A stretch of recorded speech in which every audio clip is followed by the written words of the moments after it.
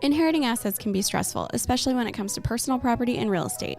Today, I had the opportunity to sit down with Bo Patrick of Fidelity Estate Services, and we walk through all the options that you have when inheriting an estate. We also talk about what it's like to attend an estate sale or an estate auction, and how you can go about buying and selling gold and silver coins. All that and more on today's episode of The Retire Once Show.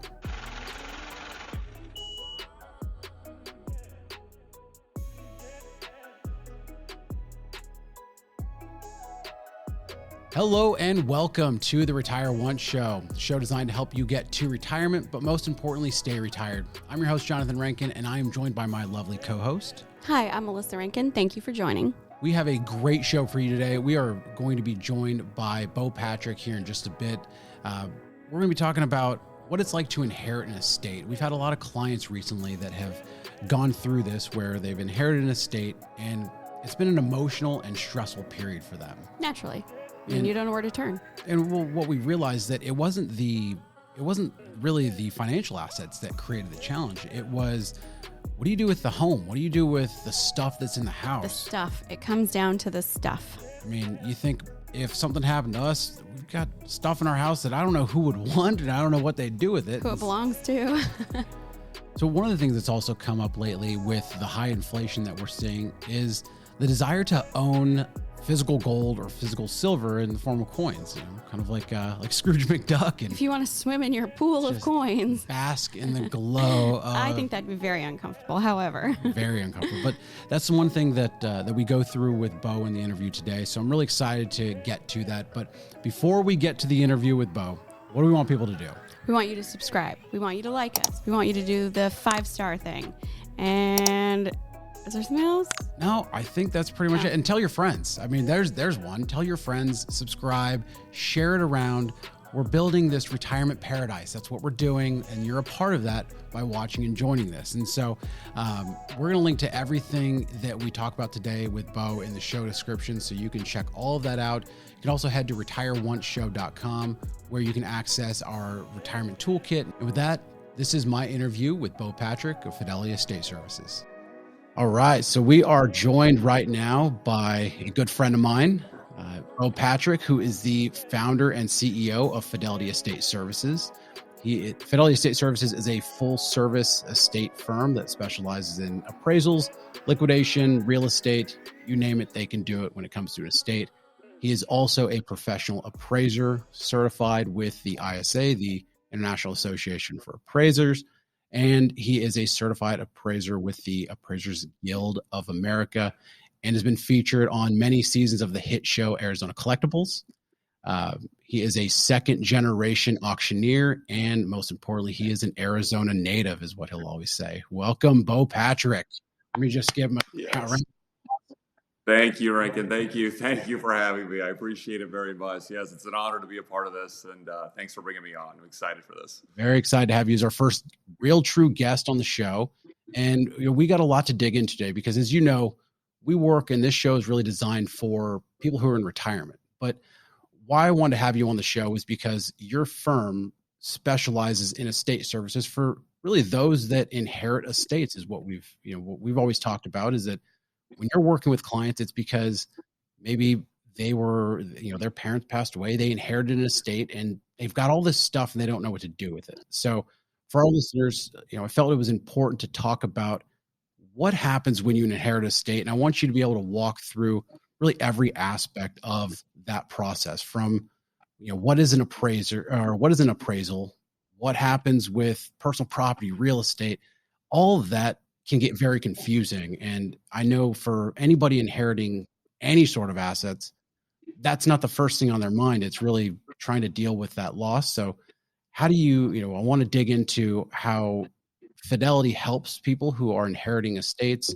and really go from there. So thank you again for joining us. Really happy to have you. No, absolutely. Thanks again for having me. Those are all really good questions because a lot of people, I kind of wish I didn't have clients, actually. I wish no one had to go through this process. But inevitably, everyone's going to have to go through this at some point in their time. Hopefully, they only have to do it once. But basically, a lot of people inherit an entire house and all the contents, sometimes multiple houses, safety deposit boxes, and all kinds of collections, and they don't know what to do. Their house is normally fully furnished. They have all their assets, and they can't keep everything. A lot of clients want to and think that's a good idea, but ultimately they don't have the use for that. So what's the next step after that? And hiring a professional as myself and as my company, Fidelity Estate Services, is always a good route to go. You want to find out the true value of the assets first. The bump in the road that we see with that is cost. And a lot of clients may or may not want to pay for that cost, but it really depends on what the estate assets are worth. If you know your family collected fine art, fine jewelry, your father had a coin collection, your mother or grandmother collected bronzes or fine porcelain or silver, then that should be an immediate thing for you to go put the brakes on, let me call in a professional and find out what these assets are worth. And you can do that by a number of methodologies. Some clients like to go online and do the research themselves. Sometimes the internet can be misleading for what prices are and what objects of art actually are as well too. So hiring a certified appraiser is probably the best route to go, hands down. And we do that by a number of different routes. Three main routes, we'll say. One is called a verbal evaluation or verbal appraisal. And basically, you would hire my firm to come out and verbally do a walkthrough of the house, take a look at all the assets, and talk to you about the most important things of the estate. It's our job to come through there and make sure there's not a $100,000 painting on the wall. And I shouldn't say make sure there's not. We actually want there to be, as the heir probably wants that to be as well too. And I do these a lot, actually. We do a couple of these a year. It's a flat rate depending on where you're located. And we charge anywhere between $500 to $800 to do these. But it gives you peace of mind no matter what, whether you have a lot of valuables or whether you have zero valuables. At least you hire the expert to come in. We'll say the downside of it. We come through, we look at the estate, we determine there's only $6,000 worth of assets there. Well, at least the family or the heir knows that we only have $6,000 worth of stuff here. There's not a $10,000 painting on the wall. There's no real jewelry or coins or whatever it may be. So now they feel good about having a smaller estate sale, selling the assets, but at least they have some approximation of ballpark what they should be paying for the assets. This second route is what we call a PEV, which is a preliminary estate evaluation. It is not an appraisal report. It's a 1 to 2 page document, though, that we type up. So basically, we go on site, we do our walkthrough, take a look at everything. Then we come back to our offices and create this report, and it gives you an overall estimation of value for the entire estate with highlighting keynote items. So what you might see is we toured this 4-bedroom house. It had mid-century modern furniture and everyday household goods. Items that stood out of value was a 2-carat diamond ring, and the value for that was $48,000. There was a piece of French art. We would have the artist's name and all of that good stuff, and this piece was worth $12,000. And there was a rare Rolls Royce in there, and that was worth $85,000.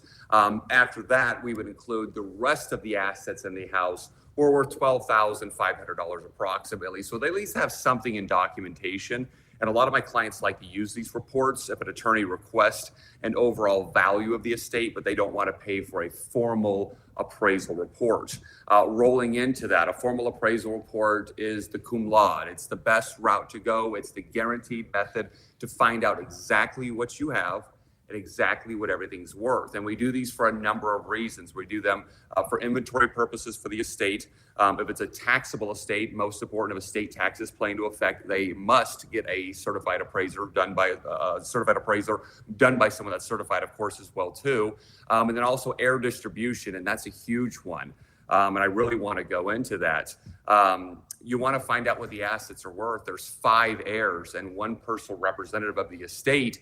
Everyone's asking, what do I get? I want mom's ring. I want the painting. 3 people want the car. 4 people want all the jewelry, and you just don't know what to do. When you have an appraisal report, you have those designated values for which each an item is to make it fair and equitable. Let's say there's 4 heirs. Everyone's getting 25%. It's splitting evenly, okay?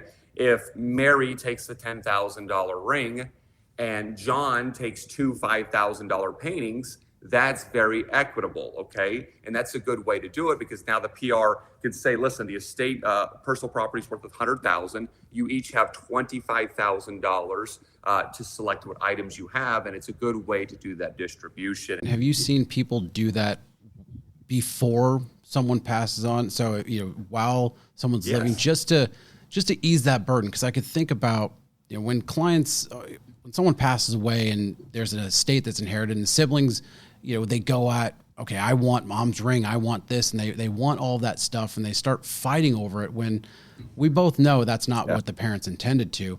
Do you see a lot of people do this while they're kind of creating that estate plan, their trust or will, and just having this in there to say, okay, here are the assets, here's what they're worth, so that way we can divvy it up kind of beforehand? To have that designation is always a good idea, and I always suggest for clients to do that for their higher end items. So doing an appraisal report during the estate planning process is always a good idea, because now you have the set values, descriptions of what the items is, and you can designate those certain items in the actual will as well too, so there's no questions asked if a passing should arise. So it's always a good idea to do. This kind of brings me to when you were on Arizona Collectibles, the hit TV show in Arizona.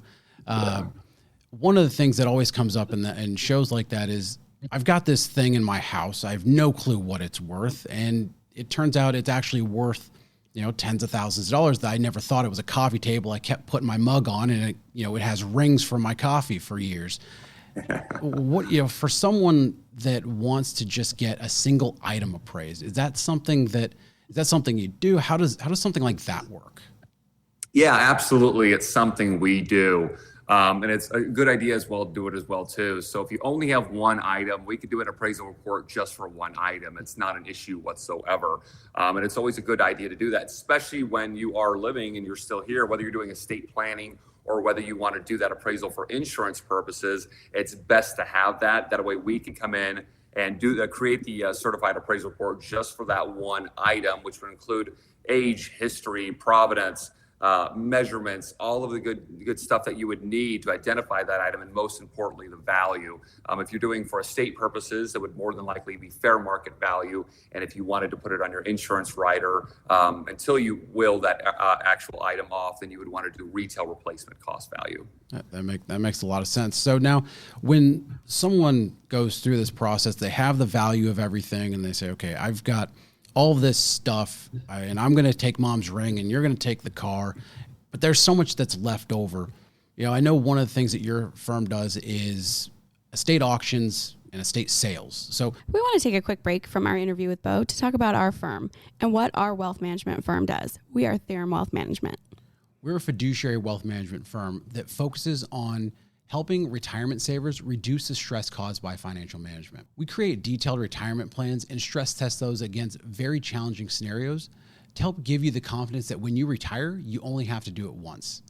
If you'd like a complimentary detailed retirement analysis to see if you're on track to your retirement goals, or you'd like to stress test your retirement plan against things like high inflation or a potential market correction, there's a link in the show description where you could schedule time for us to connect and go through that free retirement assessment today. Now, back to the interview with Bo. Correct. Can you go through for our listeners, what's the difference between these two? That's actually an extremely good question. The benefit about my company, Fidelity Estate Services, is we do both sides. Most firms only do estate sales, or they only do auctions. We have done both, and we have done both for a very long time, and there's a good reason for that. So estate sales. Estate sale is really good for clients because you have more control of the pricing. To our auction, everything would sell to the highest bidder. But again, there's pros and cons to that. The pros to the estate sales, again, you have control pricing. Everything is individual itemized and priced on every single item that's in there. The downside to that is if assets don't sell, then what do you do with them? So you had a French painting that was $5,000, and say they did a discount of it, 25% off on day 2 and 50% of it on day 3, and it doesn't sell. Obviously, the client's not going to want to take $100 for that French painting and just fire sell it and get it away. So that would be the downside to the estate sale, is you don't always sell all of the assets out. And what we find is service is what clients want. Of course, they want us to sell the assets for the most amount of money as possible. We do a really good job of doing that. But they want the service of having all the assets gone as well, too. Switching over to auction, there's a guarantee that 98, 99% of the assets are going to be sold, picked up, and gone all in one day. The other benefit to the auction is you can create a bidding war aspect into where you can't at an estate sale. We'll go back to the French painting. The estate sale firm that you decided to hire put $5,000 on the painting. The first person that walks through, boom, they take the painting, they paid. Everyone's happy. The buyer's happy, the seller's happy, the estate sale company's happy. Everyone appears to be happy. But what did the 7th guy through the door would have paid? What would the 26th guy through the door paid? And what would the 300th person that came through the door paid? At the auction, when the painting goes up for auction, all 4 or plus bidders have to participate. And a lot of times those paintings, that $5,000 painting could bring 7, 10, 20,000. The sky's the limit at the auction. We always like to recommend auction over estate sale. If you have fine antiques, coin collections, jewelry, a vehicle, oddity, and more unique items. We always like to recommend estate sale if your house is full of Pottery Barn or Restoration Hardware, Arhaus. If you have that kind of furnishings, and we hands down recommend that estate sale is more likely the route we're going to be taking to do that. And just for our listeners, I've attended a number of Bo's sales, and I could tell you, Yes, you have. He doesn't just fight for the price of that $5,000 painting. I've seen him try to bid up a used, iron and ironing board and a used vacuum just for squeezing every single nickel to benefit the estate. And that is, I think, the whole benefit of when you're trying to get rid of stuff, you want the most amount of money. And Absolutely. If you've never been to a live auction, but can you tell us what is it like to attend one of these things? Yeah, to come out to a live auction, there's always 50% new faces, what we call new blood, and 50% repeat customers. But if you are a new face and you're not familiar with the auction process, and this is the same usually if you come to my sale or any auction throughout the United States, so this is good knowledge for anywhere you go. Normally there's a preview time that's usually an hour to 2 hour preview before the auction starts. That way it gives the buyers the opportunity to walk through, handle the jewelry, inspect the jewelry, take a look at the painting, open up the dresser drawers, turn the car on, whatever it may be. That's their inspection time to take a look for condition and quality as well too. During that process as well too, we vet all the bidders, which my firm, we require a Arizona driver's license to become a qualified bidder. We take all of your information down, and then you have your bidder pass and off you go. After the preview takes place or during the preview, if the buyers have questions, they come up to myself or any one of my representatives that are at the sale and ask any questions. We're there to help. We want to educate the buyers. The more educated the buyers are, the more comfortable they feel, the more relaxed they are, and the more money they usually like to spend. So that's really big. And that's something we do for our sellers, obviously. We want to make sure the assets bring as much money as possible. But after the preview time is over, we go over the terms and conditions of the auction, and then the auction starts, and we start selling one item at a time. We keep the flow of the auction going as smooth as possible. Time is really of the essence during these sales because you don't want to drag out an 8-hour auction. Your buyer basis won't stay. The sweet spot is anywhere between 2 to 6 hours that we can maintain a crowd and maintain prices, most importantly. When the buyers are done bidding for the day, they go turn in their bid card, they pay, and they're free to load up their assets and go. Wow. So I've heard that, an auction might be intimidating to go to, versus like an estate sale. You walk in, you see the stuff, and you could pay for what you want, but you're not really in this, what could be a bidding war with someone. Would you say that they are, would you say that it's something that's intimidating, or would you say it's more fun? I would say it's more fun. The intimidation, I'm not going to say that no one's ever came to one of my sales and not been intimidated, but my firm does a really good job of relieving that. So what I like to do is start the auction off with not extremely high dollar items, but not low end items as well too. We like to start it off at that mid grade so the buyers can get a feel of this is what the auction sounds like. And if I want to bid, this is how I do it. I raise my paddle And if I have a question, this is what I can do. And oh my gosh, he's selling an item every 20 to 30 seconds. What about bidders that are outside of Arizona that aren't in person? Do you guys do online bids? How does that work? Yeah, so we vet the bidders very well as well too. Now we're going to talk about live auction only right now. This is live in person only. So to benefit our sellers yet again, to make sure the assets bring as much money as possible, if you can't make it to the sale, whether you're in Arizona or whether you're in Canada, it doesn't matter. We take absentee bids and phone bids. What an absentee bid is, you would phone in, fill out our request form that states all of your information, and then you would tell us what lot number or which item you're interested in, say your starting bid and your ending bid. So this French painting will go back to, I would like to open up my bid at $2,500 and I would like to stop at $8,500. And then we as a company would competitively work that bid in for you. Phone bidding is very simple. The bidder can call in, be on the phone, and hear live feedback, and we would go through and say the bidding's at 6,000. Would you like to proceed? Yes, and then we would raise the paddle for them as well too. And that makes the live crowd, again, you have to compete with the phone bids and the absentee bids, which makes the auction that much more competitive and raises the bottom dollar as well too. And again, that's just something that we do. A lot of firms don't do that, but it's something we do to make sure the assets bring as much money as possible. One of the things that you mentioned was that you auction off cars. So we've heard of car auctions, Yeah. Barrett Jackson, things like that. What is it like buying a car at an auction? And if you're a buyer, so I see this car there, and you and I both know, for the listeners, I almost bought one of Bo's cars. It's probably one of my biggest regrets. I think it was a 2007, 2008 cherry red Mini Cooper that I still wish I would have bought because it would have been a fun ride around the city.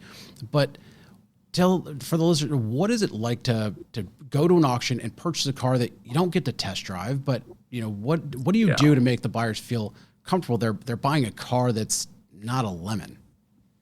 Yeah, that's correct. So very good question as well too.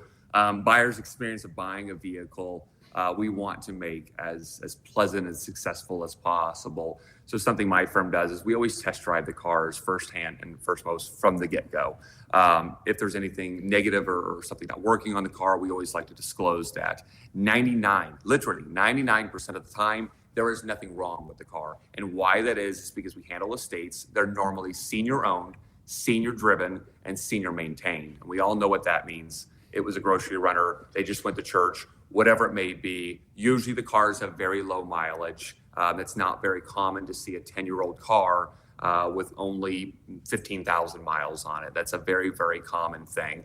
So when the buyers come out, we don't let anyone test drive the cars because that would just be mayhem. We do that for them. We report back condition report. We start the vehicle up and tell them the story. This is the gentleman or lady that owned it was 86 years of age. It's from this house. It's from this estate.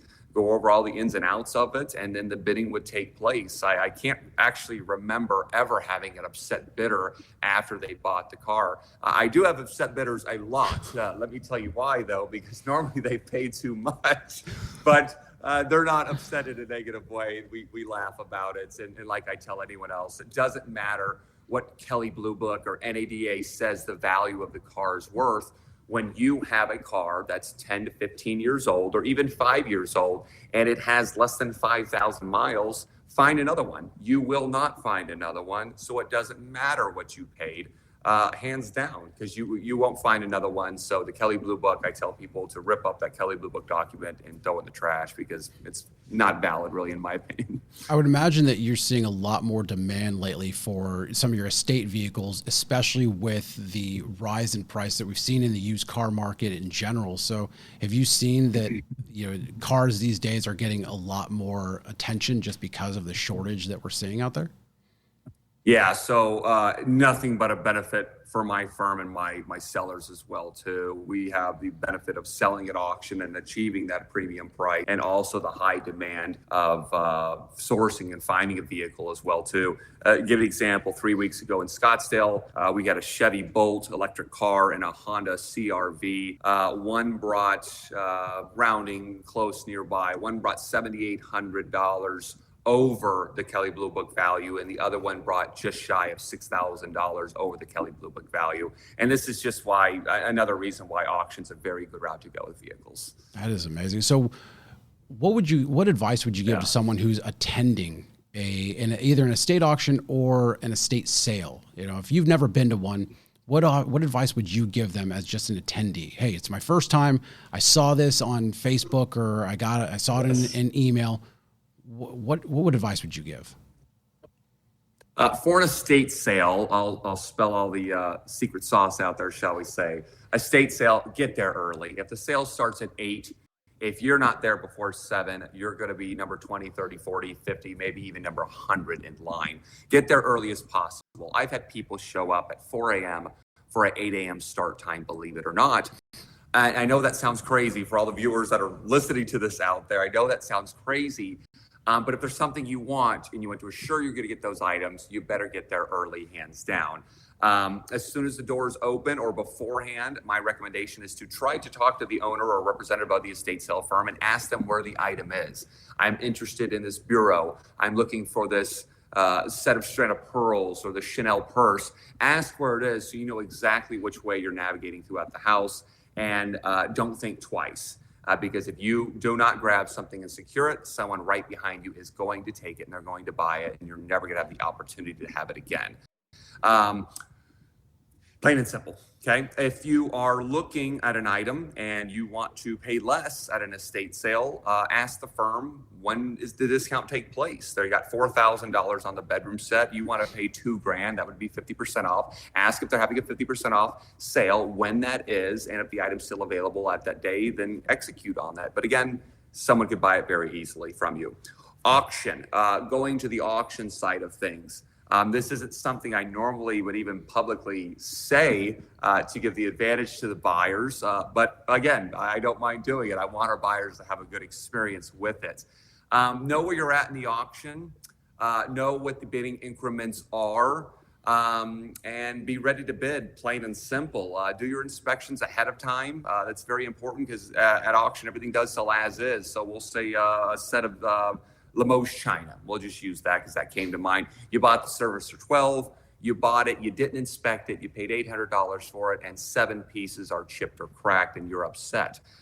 You had your preview time to take a look at that. So definitely looking at the condition is very, very important as well too. And if you are on a budget, just know to set your limit. We never want to sell something to someone that can't afford the item. That's never a want for us. But you have to remember the auctioneer is always in the best interest of the seller. The seller comes first and the buyers would come after that. And no disrespect to the buyers. I'm sure all buyers can understand that we've been employed by our sellers of the estate to handle the assets and sell them for as much money as possible. So just know the increments of the auction, know the timeline of the auction condition, and just set your limit if you are on a budget. So it sounds like estate sales are Black Friday anytime you have them. So you get there early and at least there's no door rush. And then auctions, just know what you're buying. Yes. Okay, that's perfect. Well, I want to switch gears to how, I know some of the things you do, we work with estate attorneys and CPAs and trust departments, things like that. What services do you provide for professionals that are in that realm, that work with clients as well? And that's a very good question. And we do work for a lot of the big banks in towns, estate attorneys, lawyers, fiduciaries, financial advisors, and of course, private individuals as well too. But for those people that are professionals, the attorney does not have time to coordinate and handle the estate sale themselves or do the appraisal or anything like that. They don't want to deal with it. They're the attorney. They're doing their attorney duties, plain and simple. The benefit about us is we are full service. If it is real estate or personal property related, we will do it. And you might think, well, what's there to do? You appraise it and you sell it. Same with the house, same with the contents, absolutely. But there's so many different ins and outs and aspects of these estates that people don't think about that we handle. So obviously liquidation, we've been talking about that since the beginning. We've already touched base on the appraisal process as well too. But shipping and air distribution as well too. You have 2 heirs that are one's in Nebraska, one's in California. How do we get those items there? My firm would come in, select those items that they have picked up, those items they've selected, professionally pack them and ship them out and make sure it's white glove service to get to the client, hands down. Air distribution, you're the personal representative of the estate, whether you're the attorney or whether you're the daughter of the estate, it doesn't matter. You don't want to deal with the air distribution because it's uncomfortable. You can then hire my firm to come in, assign the values, and meet with the family and find a way to distribute these assets the most fair and equitable way as possible. And that's something we do an extremely good job of doing. Let's say your parents are still around and they're downsizing into a care facility. You need to sell the assets. You've hired us to do that, but who are you going to get? Who's going to move all their assets they want to keep to their new location? My firm can handle that. We literally pack up all the assets your mother or father would want, move them to the retirement facility, and fully set them up. Not just drop stuff off. We would fully put the dishes in the cabinets, the whole 9 yards, and make sure they're fully set up. It sounds like a lot of work that you guys do, but it seems like once it's all done, it's kind of a one-stop shop. They don't have to go to multiple different places to sell all this stuff and then deal with, who cleans the house. I mean, these are little things that I think a lot of people overlook. But one of the things that you had mentioned was personal property. I want to switch to physical assets. One of the questions that we get often is, I'd like to buy some coins, whether it's gold or silver, but the only time I ever see anywhere where to buy it is late at night on TV on an 800 number where it's just that cheesy, call us now, 1-877, we buy gold coins. And you realize that the phone number is longer than the 7 digits that a phone number should be. And so you can't really trust that. If you're looking to buy some sort of coins, how do you go about that? And how do you feel confident in that process? Yeah. So first and foremost, as Reagan mentioned, stay away from the midnight free-for-all of buying gold and silver. I promise you that will never be a good deal unless the gold price triples or quadruples. Then you might have got your investment back, and maybe a little bit after that. At auction, it's a good way to buy it, and it's a fun way to buy it as well too. And sometimes there's very large coin collections and hard metal assets, whether it's bars, bullion, or Morgan silver dollars, whatever it may be. It's a good way to buy them at the auction. It's fun, like we talked about as well too. And you get to really research the market, have your time to do all the research, know the current price of gold today is $1,945. So you know where your basis is going to be for that 1 ounce Cougaran or double eagle gold coin or whatever it may be. Keep in mind, there's always a premium on top of these coins. A lot of people think that gold's at $1,900 an ounce. I'm going to go out and buy 20 gold coins at $1,900 an ounce. That will never happen. There will always be a premium. The premiums used to be a lot lower than they are now, but demand is very high, and sourcing gold and silver is very hard to do now. So expect to pay that premium. And if you don't expect to pay that premium, it's probably best not to go to that auction.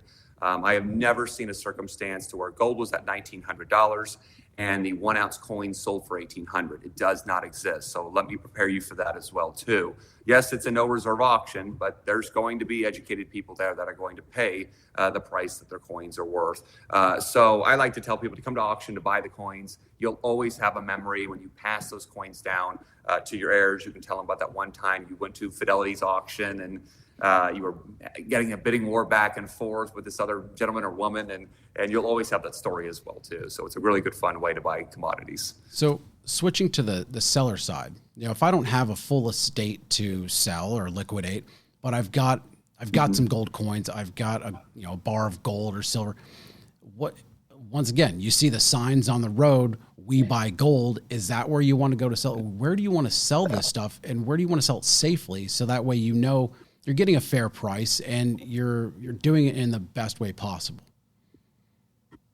Yeah, absolutely. That's a good question as well too. The we buy gold places and stuff like that, I can never attest to what anyone's going to pay. But my experience, I like to call around to some competitors at times and see what other people are paying or what they're offering. And I think if you sell directly to some of those shops, that you would highly regret that. At auction, we know we're going to obtain the highest price as possible based upon the demand and the bidders that day of the auction that your coins will go for, bars will go for. And to answer your question, if you don't have a full estate, you just have 5 gold coins or 200 silver dollars. don't hesitate to call us. Please reach out. We're more than happy to take the consignment on and sell those. And that goes for anything else, a set of sterling flatware or one painting or a porcelain or silver collection, anything like that. It's something we do on a very occasional basis. So if you do have a collection of something just individualized or one or two items, feel free to reach out. We just need to make sure those are items of nominal value, of course, as well too. Now, you're obviously based in Arizona, so what does that mean if I'm in New York and I've got these items and, but I'm listening to this going, you know what, it sounds like Bo's going to fight to get a fair price for this stuff, and I've got this, piece of property, guns, you name it, coins or whatever it is, and I want you to sell it. Is that something that you're able to do from afar? Absolutely. So there's two different ways we can do this. If the collection is smaller, shall we say, then you can ship the assets to our office, and then we would work them into either a live auction, estate sale, or online auction, depending on what the items are. If the sale is sizable enough, and if there's enough there, my team is 100% mobile. And it's something that we have done before. It really depends on the client and assets and what they've got. If they already have an attorney, if an attorney called me and said they have an estate in Nevada, which I have one actually going on right now in Nevada, they already have that built-in foundation and trust with my firm. So being in a different state for us to handle a state auction or a state sale on site, it's not an issue whatsoever. We just take our team and all of our marketing materials and basically geographically move them to that location and implement everything that we have built in already, and it's something we can do with great ease. So there's no hesitation or concern on my end at all. Okay, so that's really how you handle small physical assets, gold, coins, guns, things like that. Let's switch gears to the largest physical asset that most people are going to have or inherit, which is real estate. When you're inheriting a piece of real estate, what are the different options for that? Obviously, you could just go out there and sell it, but in your mind, when you come across a client who just inherited an entire estate and you've done the appraisal, you've liquidated everything, now you've got this house. What are the options with that? Options with that, there's basically two traditional ways. There's a number of methodologies to do it. There's two traditional ways, but three options that we handle. A is to sell it via MLS, hire a real estate agent, in which I am as well too. We can sell your house on the open market on the MLS. There's pros and cons to that, of course, naturally. You can sell the house directly to us. So we would look at the asset, the house itself, based upon condition, zip code, square footage, all of that good stuff, and then we would make you an offer on the real estate as well too. Third option is to auction off the property. This is not always the best route to go, but it definitely is a route to go, and you have to have the right kind of real estate for that. An auction of real property is not always the best route to go, and I'll fully say that, and I am a real estate auctioneer. For example, a tract home that's been fully remodeled, it's not a good route to go to auction that off. Why take the risk? Plain and simple. If you have a home that's all original to 1950, you're on a half an acre in Arcadia in a very rare community, you have a piece of property and a house that you cannot find anywhere else, auction is definitely a good option to go, hands down, because what someone's willing to pay, and the sky's the limit at a real estate auction, hands down. If you're looking for the most convenient process, we'll go back down and selling the house to us directly. Huge benefit to our clients. And full disclosure, as I tell all my clients, you're going to be selling your house for a little bit of distressed price or less market value. Hands down, that's very open table on that. The benefit about that is if you decide to sell it to us, we open up a contract. We put down hard, non-refundable earnest money. We open up escrow, and we can close it as soon as 5 to 7 business days. Wow. It's over and done with. There's no inspection. There's no appraisal contingencies. There's no open houses and walkthroughs and all of that. It's over and done with, and it's a guarantee thing. And a lot of my clients like the benefit about that. And going back to real estate, selling it as an agent MLS, if you guys are looking to get top dollar and you want to go through all the processes that a real estate agent, a real estate transaction needs, then great. I'm more than happy to do that. And I find that those three options that we do, it's pretty spread out. Not one client, I don't have a majority of my clients that like to list on the MLS or like to sell to me directly or like to go auction. we probably do all of them just as equally. So all three are good options, depending on what the client's needs and wants are. It would seem like the easiest thing to do would just be to sell it all at once with the entire estate, especially if you're out of state. Is that typically what you find? Because if you think an older home, might need fixing up and some construction or renovations done just to get it listed. And if I'm out of state and I'm trying to do that and coordinate with contractors, things like that, it seems like that could be a lot of work. Do you see that out of state it's a lot easier just to, okay, Bo, Fidelity Estate Services, please just take this all off my hands. I just want to check and I just want to move on with my life. And that happens. At least 30 to 40% of our clients will come in and say that. Of course, they're not looking to just give their property away, and nor should they. No one has any business selling a $500,000 property for $100,000. So we want all of our clients to know that's not the case at all. But a lot of people want that convenience. They did maybe some due diligence or research themselves, and they maybe know the market value, and they're happy to sell it for less than market value. And that's something we do for personal property as well too. Some clients just want a buyout. They just want 2 checks. They want to be over and done with it. We would do a walkthrough of the estate and the real estate and call or email and say, this is our proposal. We're willing to give you $12,500 for the personal property, and we're willing to give you $645,000 for your real estate. And you sign 2 contracts in a matter of 7 days or less, it's done. You have literally 2 checks in your hand. All liability is relieved. It's out of your hands. We've taken over. You've fully been paid for, and you're done. Wow. Now, I would imagine that it's whenever you're dealing with any sort of inheritance, that's not an easy time, no matter what. Now, do you find if you're that person who, okay, I need to liquidate mom's estate, that can become a very emotional time. So that person probably shouldn't be going to the estate auction or the estate sale. It should be pretty, hands off to make it easier. Is that kind of what you found? Just some advice for the person. If you talk to any, this is even outside of me, any estate sale or auction firm, most companies have a policy that no family is allowed to be there. I do not enforce that policy. I don't think that's fair. I feel like the family wants to be there. They're entitled to be there, plain and simple. My advice, though, is coming there, you think you might be strong enough, man, woman, 70 years old, 20 years old, I don't care your age, your sex, what your background is, none of that matters. It's emotional. Something's going to sell. That's going to remind you of your childhood, remind you of that Christmas, and you're going to break down, and it's going to be tough. I have never seen a client stay for an entire auction and make it through with no concerns whatsoever. When you do cry or break down, it puts an effect out in the auction, the estate sale. The buyers see it. The buyers start to feel guilty and uncomfortable with buying the assets, which leads to people leaving, which leads to the prices dropping. I cannot advise enough for the client not to be there, but it will never be a policy of mine that the client is not allowed to be there. I don't think that's fair, but it is my 100% recommendation to not be there. But I also tell my clients, if you want to send out a representative to keep shop Aries on the sale or take video or see how things go, please do that. There's nothing wrong with that whatsoever. So how can people get aware of Fidelity Estate Services, their auctions, or what they're listing? Where can people go to find you guys? Yeah, the best thing to do is get on our email address. Email us, contact.fidelityestateservices.com. Shoot us your email address. You'll be fed in all of our auctions. We don't send you any fluff. If we're having an auction, you're going to get 1 to 2 emails per auction, and that is it. Time, date, address, location, photographs, it's all going to be right there.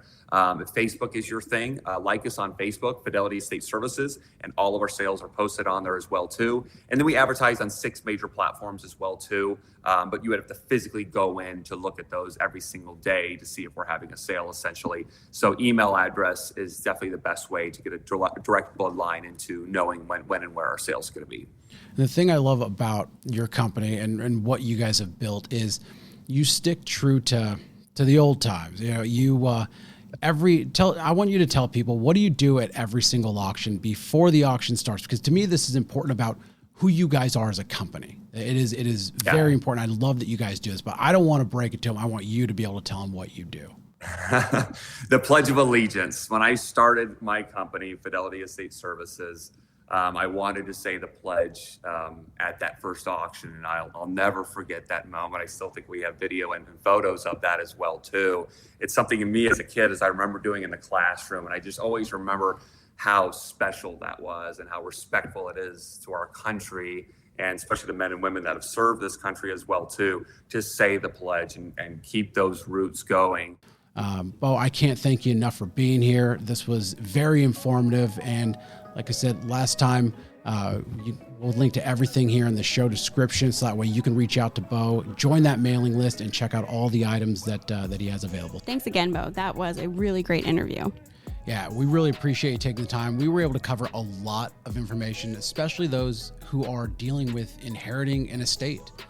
But for those that aren't inheriting a estate, I mean, I would say there's a lot of people out there who aren't, but might be interested in buying physical gold, physical silver, or really just any sort of physical asset. You know, there were a lot of good points that Bo made, and hopefully it helps if you're ever thinking about attending an estate auction or estate sale and what to expect from that experience. So really learned a lot in that interview, and really thankful that he was able to join us. Yes, we appreciate him taking the time and learned a ton.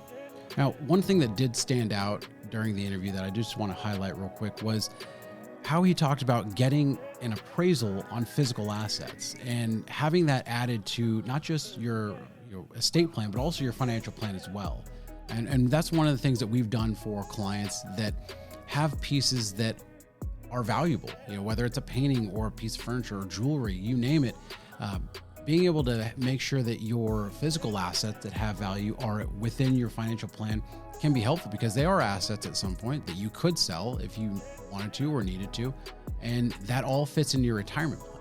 If you want to learn more about how your physical assets fit into your inheritance or your retirement plan, or however, or if you just want to know all the pieces that fit into your retirement puzzle, give us a call. There's a link in the show description where you can schedule some time for us to go through a free retirement assessment, just to show you how all these things fit together for you and your retirement goals.